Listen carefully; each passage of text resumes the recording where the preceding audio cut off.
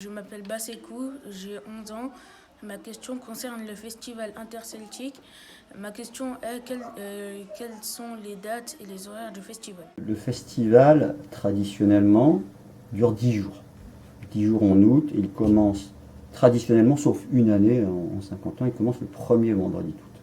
Et il se finit 10 jours après, un dimanche soir.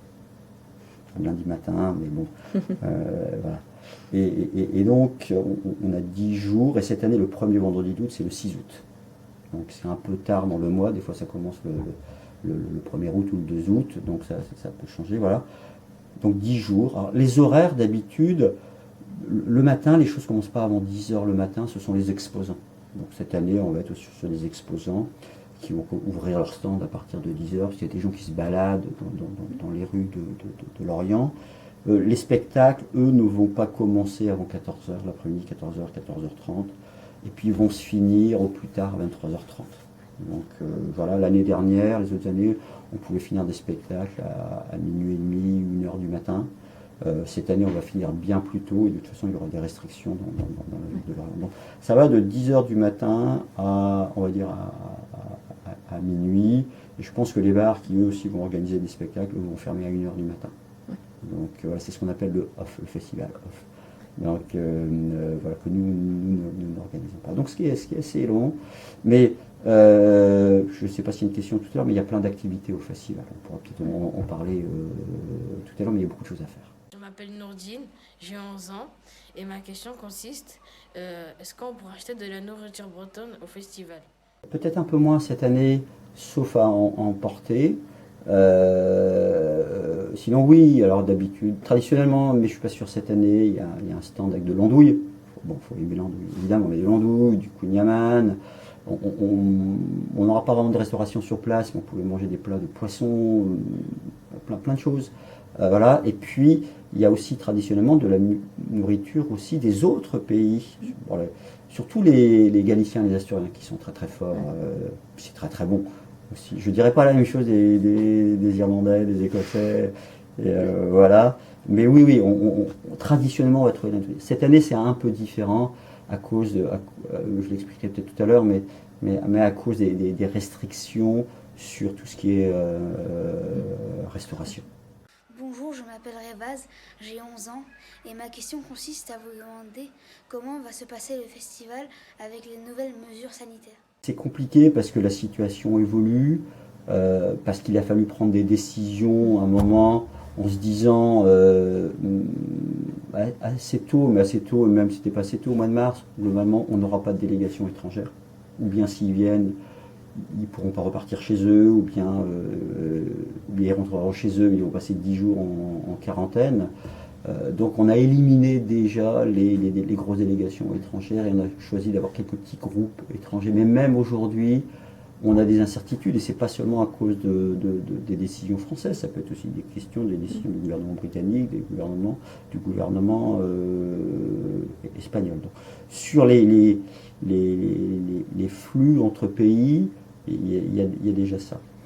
La deuxième, en effet, c'est, bon, on s'y est préparé, c'est que pour accéder à un spectacle aujourd'hui, il faut forcément un pass sanitaire. Jusqu'à récemment, c'était jusqu'à 1000, aujourd'hui c'est passé à 50.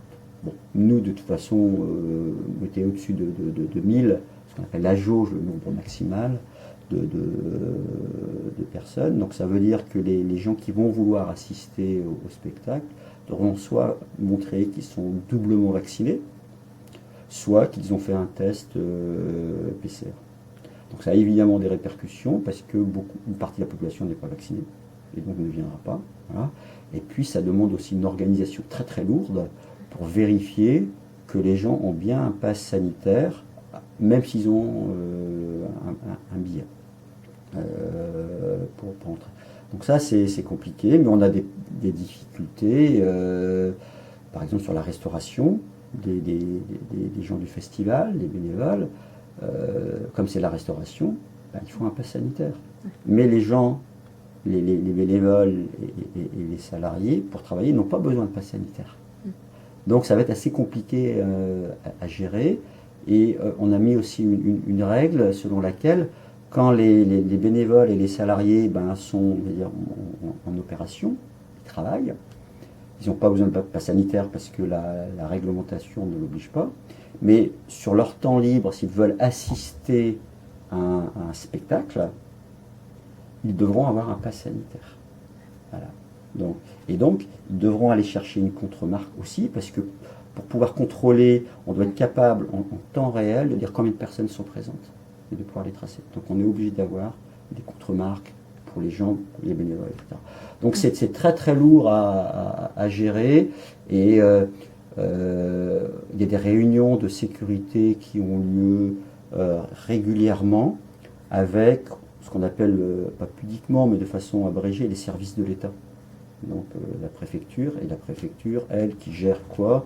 Elle gère la police, les gendarmes, elle gère les armées, elle gère les pompiers, elle est en lien très étroit avec la ville, il y a aussi la douane dedans, voilà, parce que ça s'improvise pas, il y a des demandes, est-ce qu'il faut oui ou non des secouristes? Il va falloir des secouristes, donc on ait des secouristes, parce que même s'il y a moins de monde au spectacle, il y aura quand même beaucoup de gens dans la ville de Lorient.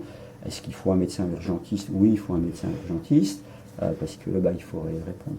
Donc on a beaucoup de contraintes, et j'allais dire, ce n'est pas fini. On est aujourd'hui le 23 ou le 24 juillet. Le festival est dans 3 semaines à peu près, 2-3 semaines, je ne sais plus, j'ai du mal avec les dates, et les choses évoluent beaucoup, hein, ou très vite, et donc ça peut encore changer. Je m'appelle Jackie, j'ai 11 ans, et ma question c'est, est-ce que le festival sera pour les adultes et pour les enfants? Alors oui, il y a des choses pour les enfants. Le festival interceltique de Lorient, c'est un festival urbain, donc c'est de la ville, donc la ville, il y a pas mal de choses, et c'est un festival qu'on pourrait qualifier, alors j'ai dit tout à l'heure, populaire, et ça veut dire ce qu'il veut montrer, et c'est aussi un festival familial, donc c'est vraiment un festival qui est ouvert aux familles. On peut se balader dans Lorient avec des enfants, voilà, il n'y a pas de risque.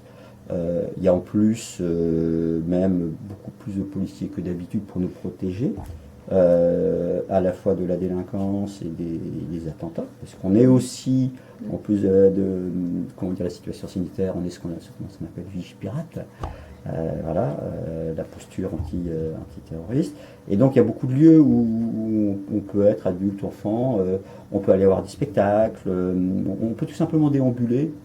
Il y aura une fête foraine, il y a le parc Jules Ferry, il y a beaucoup de lieux où on peut être. Cette année un peu moins, on peut manger, on peut boire un petit peu une boisson, voilà, et puis après on peut même aller faire des achats, voilà. Donc c'est un festival familial. Ce qui n'est pas le cas d'autres festivals, pardon, qui eux sont plutôt le soir ou plutôt sur un public jeune, voilà. Donc voilà, donc ça, oui, adulte et enfant, ou enfant et adulte.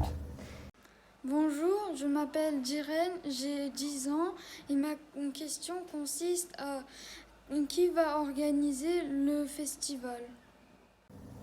Le festival, c'est un peu comme un club de foot, de sport amateur. C'est ce qu'on appelle une association. Une association, c'est quoi? C'est un type d'organisation où les membres ne sont pas payés. Donc ça, c'est important. Donc ça, c'est la première chose. Et les bénévoles du festival sont tous membres de l'association. Et comme c'est une association, ils élisent un président qui, lui, en plus, n'est pas payé et bénévole. Et donc moi, je suis président de l'association. Et donc, comme tout le monde, je fais ça sur mon temps libre. Un peu plus que certains, un peu moins que d'autres. C'est sur mon temps libre. Et puis, on a quand même le droit d'avoir aussi des salariés. Donc on a des salariés, on a 14 salariés. Ce qui est beaucoup, dont le directeur est directeur artistique. Et donc ces salariés, ils sont salariés à l'année, et leur travail, c'est de préparer le festival, de le mettre en œuvre. Et il n'y a pas que des salariés nos 14 salariés qui font, il y a aussi tous les bénévoles. En 2019, il y en a à peu près 1800, sur des tâches complètement différentes. Donc 1800 bénévoles, c'est énorme. Et puis, il y a aussi les artistes, ce qu'on appelle les intermittents du spectacle, qui organise ça. Mais ce qu'il faut retenir, c'est que c'est une association, voilà, donc indépendante, qui vit parce qu'elle reçoit de l'argent un peu des collectivité, voilà, et puis sur tout le reste des activités qu'elle peut avoir. Et donc son but, c'est d'organiser le festival. Si elle gagne de l'argent, comme ce n'est pas une société commerciale, son but c'est de ne pas redistribuer de l'argent aux actionnaires, voilà, c'est de le garder pour faire vivre le festival, ou bien pour passer des mauvaises années, parce que ça arrive aussi, quand il y a des mauvaises années, eh ben, on peut passer plus facilement, etc. Donc voilà ce que c'est qu'une association. Bonjour, je m'appelle Adam, j'ai 11 ans. Voici ma question. Qui choisit le thème du festival? Le festival de Lorient, le festival très facilement de Lorient, on dit aussi le FIL, il s'appelle Festival interceltique de Lorient. Et la grande trouvaille du festival, c'est d'être un festival interceltique. C'est de faire appel pas seulement à des musiciens et des artistes bretons, voilà, mais aussi de certaines régions, pays, qui partagent une histoire plus ou moins récente, plus ou moins ancienne avec nous, au moins culturellement. Les Écossais, les Irlandais, les gens de l'île de Man, les Manois, les Manxois, bon, des gens de la Cornouaille, anglaise, et puis certains au sud, donc en Espagne, donc le nord-ouest de l'Espagne, hein, la Galice, les Asturies, avec un lien un peu plus lâche, des gens qui viennent du Canada, ce qu'on appelle des provinces maritimes, qui sont plutôt francophones, qu'on appelle les Acadiens. C'est pas une région, hein, l'Acadie, hein, ça n'a pas d'existence administrative, c'est un ensemble de territoires. Et puis aussi, des fois, des gens qui viennent d'Australie. On a aussi des Australiens, et puis d'autres pays, tout simplement parce que les Britanniques ont beaucoup voyagé, ont aussi transporté cette culture-là. Donc ça, c'est j'allais dire, la base du festival, qui est une idée géniale. On est le seul pratiquement comme ça, après on trouve d'autres pays, mais c'est ce qui fait la particularité du festival, à la fois la particularité et puis les limites, parce que on ne va pas prendre des groupes qui n'ont rien à voir avec ça, quoi. On va pas prendre de la musique africaine toute seule ou indienne, sauf si elle se mélange avec la musique. Voilà. Et puis l'idée, c'est que tous les ans, on ait une région ou un pays à l'honneur. Et dans ce cas-là, ce que je disais tout à l'heure, c'est qu'on ait plus de musiciens et de très bons musiciens de ce pays-là. On ait aussi une représentation politique de plus ou moins haut niveau. Et on a un investissement de ce pays qui va louer une tente, qui va promouvoir sa culture, son économie, son tourisme. Voilà. Et donc l'idée, c'est qu'en effet, que ça tourne tous les ans. Donc globalement, on est 8, 10 nations, groupe 7, etc. Donc la chance qu'un pays se retrouve à l'honneur est d'une sur 10. Mais ça peut bouger parce que certains pays n'ont pas les moyens financiers non plus, ils sont trop petits, ils n'ont pas le nombre de musiciens, etc. Donc on va dire, allez, 1 sur 8, 1 sur 7, etc. Et après, il y a des questions d'opportunité. Et ce qui est important, c'est que moi en tant que président du festival, j'aimerais bien qu'on ait d'autres régions du monde qui se joignent à nous. L'Australie, c'était dans les années 2000, l'Acadie, c'était dans les années 2000, et depuis, on n'a pas eu d'autres. Et ce serait bien de renouveler. Et donc, je pense que l'année prochaine, on aura au moins la présence d'une nouvelle délégation, je ne peux pas vous dire laquelle, et peut-être que 2 ans après, on aura vraiment cette région, ce pays à l'honneur. Donc ce qui va redonner du souffle un peu au festival, parce que les gens ils aiment bien la nouveauté aussi, et puis de toute façon il faut aussi savoir se renouveler. Les musiciens ont besoin aussi d'aller voir ailleurs. Donc voilà, et ça permet aussi, je quitte un peu la question, mais on a par exemple au festival des concours de musique où les musiciens doivent jouer des musiques des différents pays. Donc ça les oblige aussi, le terme est compliqué, mais à s'acculturer, voilà, et à s'imprégner d'autres cultures. Et ça, c'est ce à quoi sert le festival, c'est de faire en sorte que les cultures s'imprègnent les unes des autres, se mélangent et puis soient encore plus vivantes.